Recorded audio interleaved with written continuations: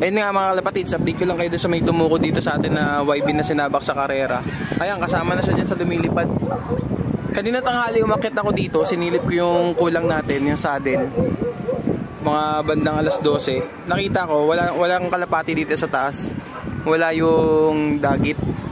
Tapos ngayong hapon, pag akyat ko, mag-aalas 6 na.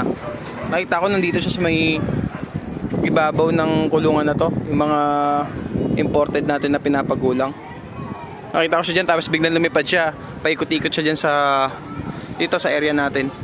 Tapos nagpalipad na ako ng 5:30. Ayan, sumama na siya dito. Alas 6 na ng hapon, palubog na yung araw. Ayan mga kalapatids. So, andito na siya, kasama na siya dito.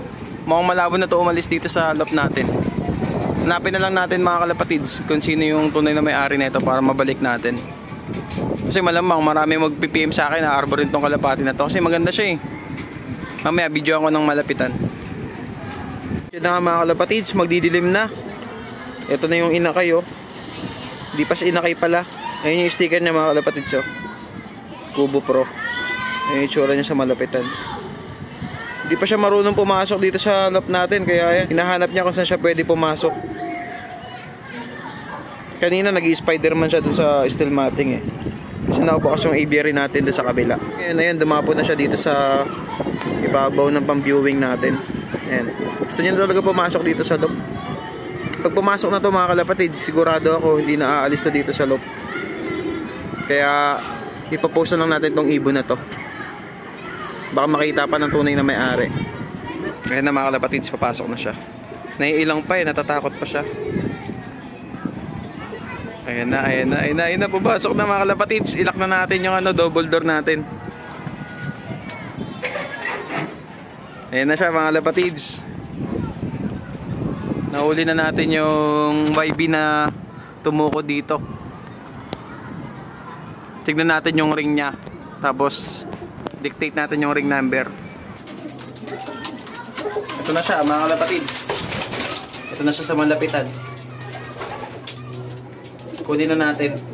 So ito na nga mga kalapatids yung dagit natin na YB na tumukod sa atin. Ayan, naka-sticker pa siya oh.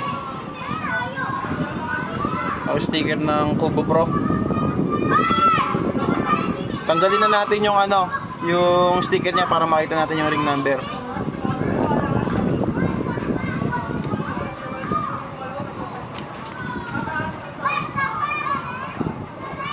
Ito yung ring number niya.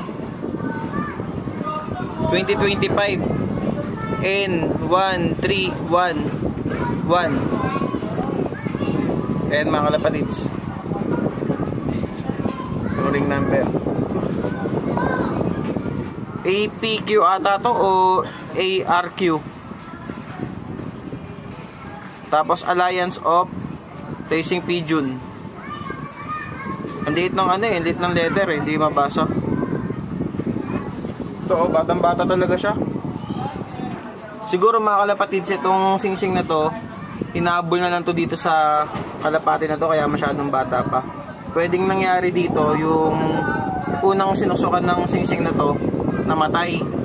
Tapos, no choice yung may-ari, inaabol na lang yung singsing dito sa bago niyang YB. Posible talaga nangyayari sa atin yan mga kalapatids, yung ihahabol na lang yung singsing para hindi masayang. Kasi ang problema, masyadong bata nga ito. Pag pinakulang ko ito bukas mga kalapatids, hindi natin alam kung uuwi ito sa kanila or dito na talaga ito titira. Ayan, pero ipapost natin mga kalapatids para makuha ng tunay na may-ari. Ayan, ang ganda pa naman. Papakainin natin tapos papakulan natin bukas ng umaga. Update ko kayo.